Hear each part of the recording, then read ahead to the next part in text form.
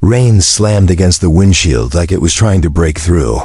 Single dad Eric Malone gripped the steering wheel, his knuckles white, eyes flicking between the road and the rearview mirror. His daughter, Lena, 8 years old, sat in the backseat clutching her school bag, her voice trembling. "Daddy, is she gonna die?" The woman in the passenger seat wasn't moving. Soaked, pale, shivering. Her clothes smelled of weeks on the street. But something about her eyes when they were open said she didn't belong out there. Eric had found her, collapsed in an alley behind the diner where he washed dishes. He should have walked away. He couldn't afford to get involved, not with CPS already breathing down his neck. But something in him snapped. Now a black SUV was tailing them. No plates, no headlights. Just silent, steady pursuit. Eric slammed a turn and shouted over the rain, "Who are you?" The woman's lips parted. She tried to speak, but the next second, glass shattered and the world spun into chaos. Who risks everything for a stranger? Unless they've already lost everything. The night was bitter cold, the kind of cold that crept into your lungs and made each breath feel like broken glass. Eric Malone had just finished his double shift washing dishes at Billy's diner. Grease under his nails, back aching, and thoughts heavy with the overdue rent notice in his coat pocket. The neon open 24 hours sign flickered behind him as he stepped out the back door into the alley, hauling a trash bag that tore halfway through the lift. He cursed under his breath, knelt to pick it up, and froze. A body. At first, he thought it was a pile of blankets. But the shape beneath it moved barely, a woman, curled in on herself, soaked from head to toe. Her hair clung to her face, and her lips were bluish. She looked maybe 30, or maybe 50. Hard to tell when someone had been through that much cold and dirt. Eric looked around. No one. Just the silent city, steaming grates, the echo of a distant siren. "Ma'am?" he said, crouching beside her. "You okay?" She didn't respond. Her eyelids fluttered like she was somewhere else entirely. He should have called someone. Should have walked back inside and pretended he never saw her. He had Lena to think about. His little girl was already asleep in the apartment upstairs. He couldn't risk anything. Not with CPS watching his every move. But then the woman whispered something through cracked lips. "Please. Don't let them take me." That was it. Eric dropped the trash, pulled off his coat, and wrapped it around her shoulders. He didn't know it yet. But his life had just collided with a secret bigger than he could imagine. Before he was just a dishwasher. Eric Malone built engines like they were poetry. There was a time when his name meant something in his South Side neighborhood. Malone. Auto, hand-painted on a corrugated tin garage, was where folks brought their beat-up trucks and rusted sedans. He wasn't rich, but he had purpose. He had oil on his jeans and pride in his work. And when his wife and daughter would bring him lunch, he'd kiss them both with hands that smelled of gasoline and grit. But that was 4 years ago, before the accident that took his son, before the spiral. The business fell apart slowly first. The insurance hike, then the city fines, then the lawsuit from the supplier. One by one, customers stopped coming. And after she left Maria, his wife Eric never reopened. Now, his hands were still rough, still strong. But they scraped dishes instead of carburetors, scrubbed fryers instead of fixing fuel lines. He lived in a rundown unit above the diner, a place that smelled of steam and sadness. He kept the front door locked with 2 chains, not for safety, but because he was afraid of what might be taken if someone came inside. The only thing that hadn't left him was Lena, 8 years old, all wide eyes and fire. She called him Daddy in that way that made everything else quiet. When she asked why they didn't have a real house, Eric always said, "We're just between chapters, baby. The next one's coming." He never asked for pity, but deep down, in the places he didn't let show, he wondered if men like him ever got a next chapter. It was a Tuesday, cold, quiet, the kind of morning where the world Doesn't make noise because something is about to break. Eric had just returned from the grocery store with 2 bags of food stamps worth of canned soup and powdered milk. He was humming a song from the radio, something old school Lena liked to dance to in her socks. The apartment door was open. Inside, the crib was empty. The baby clothes were folded. And Maria was gone. She didn't leave a note. Not exactly. Just one line, scribbled on a torn page from Lena's coloring book. I can't live in this silence anymore. That was the day she left him, with a daughter who asked too many questions and a grief that sat like a stone in his chest. Their son Daniel had only lived 28 days, born too early. Gone too soon. Maria stopped singing after that. Stopped smiling. Then she stopped looking him in the eye. Eric stayed. Held Lena through the night when she cried for her mom. Wrote bedtime stories on napkins. Taught her how to tie her shoes using an old shoelace and a milk crate. People whispered. She abandoned them. Maybe she did, but Eric never told Lena the full truth. Just said Mommy went to find the stars. And some nights she believed him, but he knew better. Grief doesn't just break hearts. It hollows them. And when it did, he had no choice but to carry what was left for both of them. The courtroom smelled like old wood, bleach, and tension. Eric sat in a folding chair too small for his frame, wearing the only button-up shirt he owned, frayed cuffs, a faint grease stain on the collar.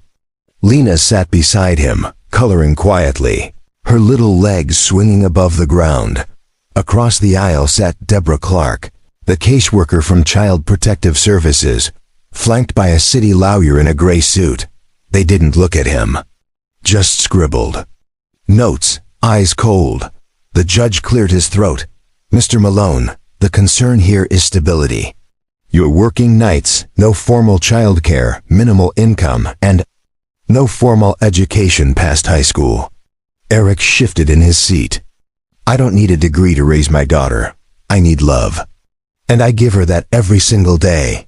Deborah sighed. Love doesn't pay rent, or medical bills, or preschool. He clenched his jaw. He wanted to scream. Where were you when she had night terrors? When I stayed up 3 nights teaching her to read.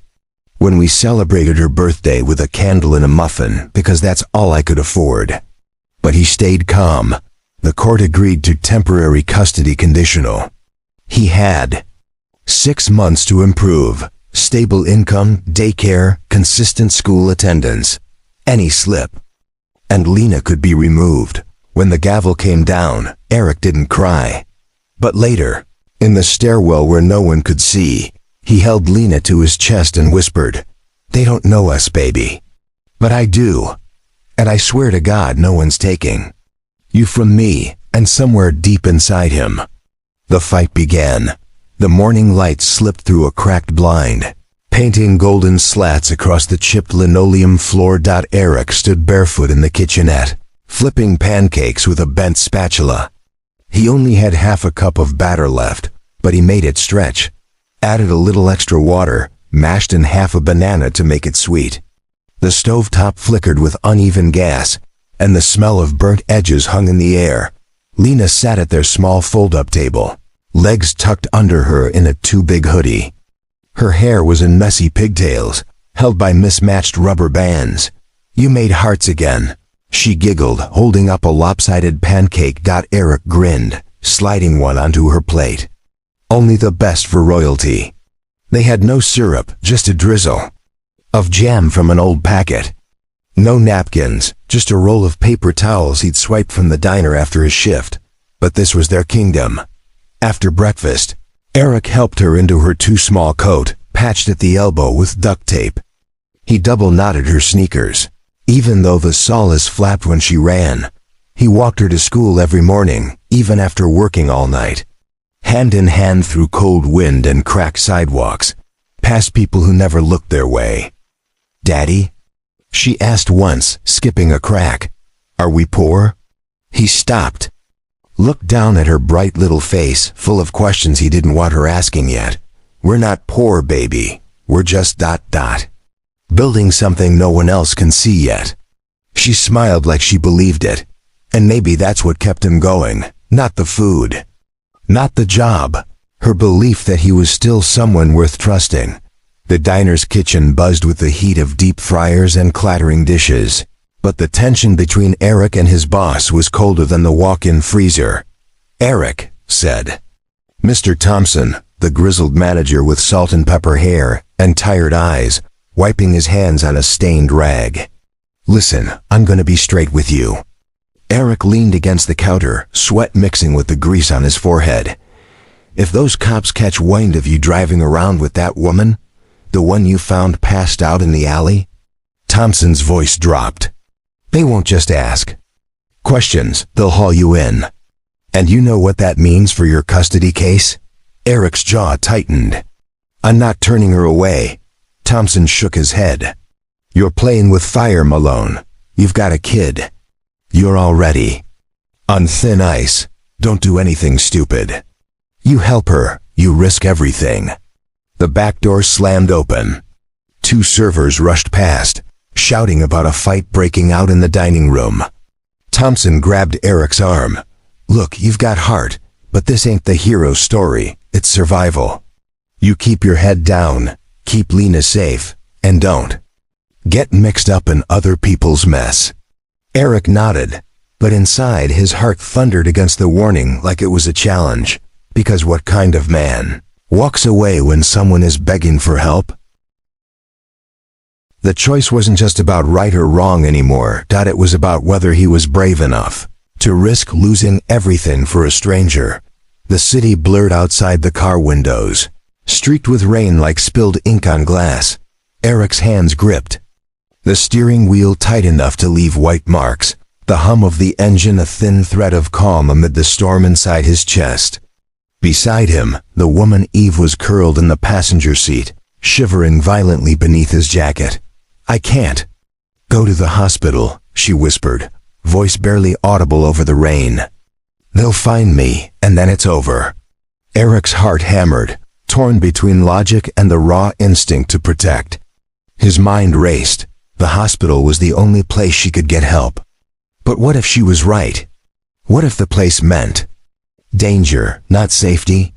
Lena, asleep in the back seat, murmured softly. He glanced in the rearview mirror, catching her peaceful face, and his resolve hardened. "Okay," he said quietly. "No hospital. We'll figure something else out. You're safe with me." Eve's eyes flickered to his, glistening with a mixture of fear and something like hope.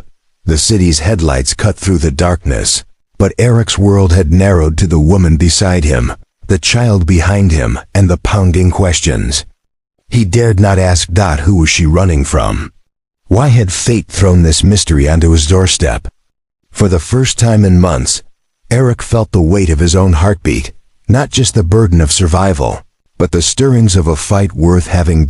In the cramped storage unit Eric rented for extra boxes, the air was thick with dust and the faint scent of forgotten things. Eve sat on a threadbare blanket, knees pulled tight, eyes darting nervously toward the locked door. Eric stood nearby, rubbing the back of his neck. He wanted answers, but he didn't want to push. "Not yet. You can call me Eve," she said finally, voice brittle. "Eve?" Eric echoed. "That's not your real name, is it?" She shook her head slowly. "No, it's a code name, for safety." He swallowed hard, trying to understand. "Who's after you?" he asked. Eve hesitated, then her voice dropped to a whisper. "People I once trusted. Powerful people who want to erase me." Eric felt a chill. This wasn't just some homeless woman needing a warm meal. This was something else. Lena peeked through the doorway, clutching her stuffed rabbit. Eve's expression softened. "She's brave. You're a good man." Eric looked down at his hands, calloused, stained, but steady. He didn't know what tomorrow would bring, but he knew this. Eve had chosen him. And maybe, just maybe, he was meant to choose her too. The glow of the laptop screen illuminated Eric's tired face as he rewound the security footage from the alley behind the diner. There two men in dark suits, moving quickly and quietly. Their faces obscured by shadows, but their intent clear. They rifled through trash bins, scanning each corner like hunters tracking prey. Eric's breath caught. He zoomed in, watching their furtive glances, the way they whispered to each other. This wasn't a random act. Someone was looking for Eve, someone dangerous. His mind raced. Who were these men? Why were they hunting a woman who looked like she'd been erased from the world? Outside, the rain tapped insistently against the window. Eric felt the walls closing in. Every step forward was a risk. Every moment spent hiding Eve could bring disaster crashing down on all of them. But there was no turning back now. He shut the laptop, locking eyes with Lena asleep on the couch. Whatever lay ahead, he would protect her and this mysterious woman. Even if it meant standing alone against shadows bigger than himself. The small apartment's silence was shattered by Eve's quiet sobs. Muffled by her hands pressed against her face, Eric sat nearby, watching but unsure how to bridge the chasm of pain that separated them. Finally, she looked up, eyes rimmed red and hollow. "I'm not what I seem," she said, voice raw. "I'm not homeless. I'm from a world so far removed from this ... She hesitated, swallowed hard. "My family owns one of the biggest tech companies in the country. $billion deals, stockholders, the whole mess."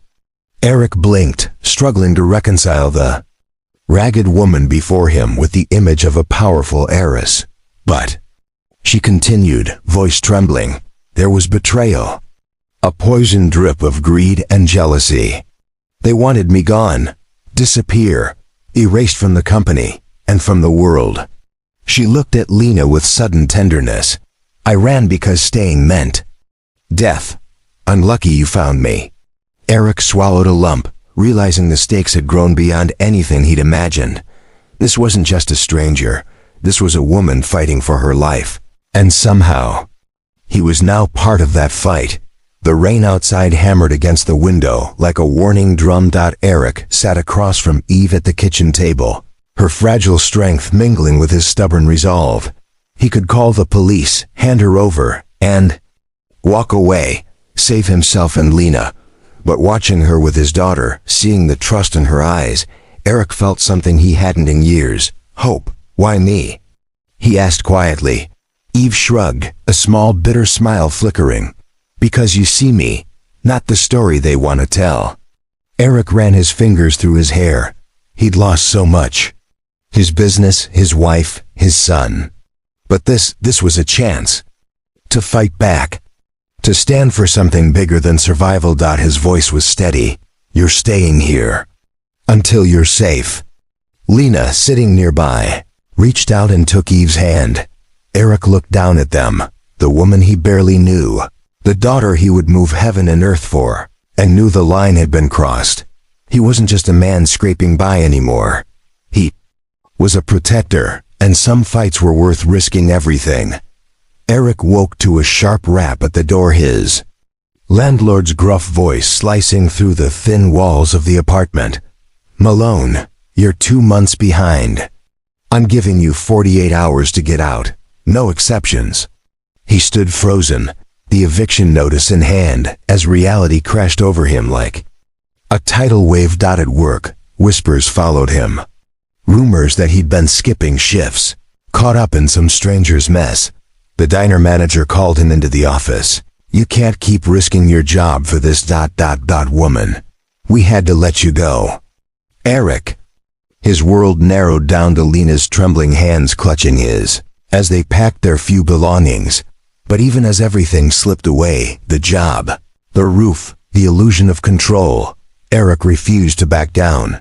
Because the woman who'd stumbled into his life needed him. And in that burned bridge of loss and sacrifice, Eric found something fierce inside, a defiant flame. The rain was relentless, pounding on the roof of the battered sedan as Eric's knuckles whitened on the steering wheel. Behind them, the black SUV's headlights sliced through the night like hungry eyes. Shots rang out, smashing glass and rattling bones. Lena screamed, pressed against the backseat door. "Hold on." Eric shouted, swerving through flooded streets. "Tires HYDROPL, an ING dot." The city blurred into a nightmare of neon reflections and screeching brakes. Every turn felt like the last. Every breath a gamble. But inside the car beside him and Lena Eve sat pale but steady, eyes locked on the rearview mirror. "This ends tonight," she whispered. Eric nodded. Heart pounding. The fight wasn't just for survival anymore. It was for their lives. And the chance to rewrite their futures. In the dim light of the church basement, silence wrapped around them like a fragile shield. Boxes of donated clothes and canned goods surrounded the small group. Eric, Lena, and Eve. Eve's voice was steady as she unfolded the story. The embezzlement, the family betrayal, the poison that almost ended her. She spoke of boardroom battles that played out like wars, where trust was a weapon and power was the prize.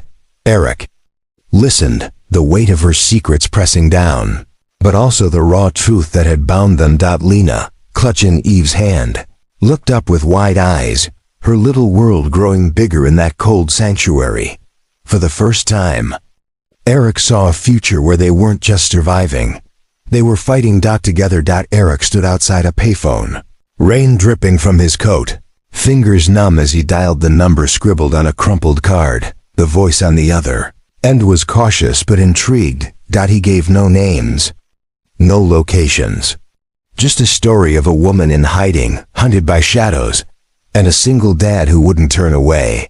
Within hours, the story exploded. Online viral headlines, social media whispers, news vans flocking like vultures. But Eric stayed silent, watching the chaos from a distance. He didn't want fame. He wanted safety.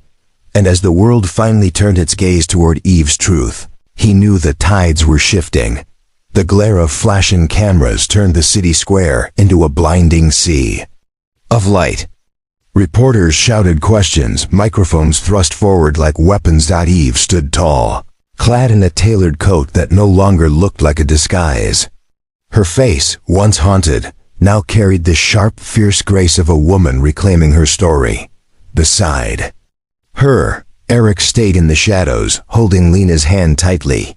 He refused interviews, refused the spotlight. This was her battle, not his. The crowd buzzed with whispers. The homeless woman turned billionaire heiress. The single dad who risked everything. But in the chaos, Eric's eyes searched for Lena's smile. That small, stubborn spark of innocence. Amidst the madness. Behind closed doors, away from the cameras, Eve pulled Eric aside. "You saved me. Not just from them, but from myself." He shook his head. "I didn't do it for thanks. I did it for Lena, for the chance to show her what courage looks like." For a moment, their worlds collided. Two strangers bound by sacrifice, hope, and the fragile promise of something better. And though the public watched the spectacle, only they knew the quiet truth. Sometimes the greatest battles are fought in silence. Weeks later, the rain had softened to a steady drizzle when a sleek black car pulled up outside Eric's new garage. The first lease he'd been able to afford since the nightmare began. The door opened, and there she was, Eve, no longer ragged or broken, but radiant. A woman reborn. In her hand, she held a sealed envelope, heavy with promise. Eric took it, fingers trembling. Inside, a letter outlining college funds for Lena, enough money to keep the garage running, and a single line, scrawled in elegant script, "You saved me. Now it's my turn." He looked up at her, searching for a catch. "There's no catch," she said softly. "Just gratitude. And the hope that you and Lena can finally breathe." Eric swallowed the lump in his throat. For the first time in years, he felt a lightness, a possibility. Lena ran up and wrapped her arms around his legs, beaming. "We're gonna be okay, Daddy," she whispered. He smiled, the weight of the past finally lifting, if only a little. Because sometimes, the bravest thing a man can do is to give everything, and trust the world to give back. He never asked for anything. No applause, No reward. Just a quiet life with his daughter. And a little peace at the end of each day. But sometimes, the world has a strange memory. It doesn't forget the ones who showed up when no one else would. Eric Malone didn't rescue a billionaire. He helped a woman. And in doing so, reminded the world that the richest people aren't always in banks. Maybe we all have a choice to stay safe, or to act when it's inconvenient. Because sometimes, kindness is the only inheritance worth passing on.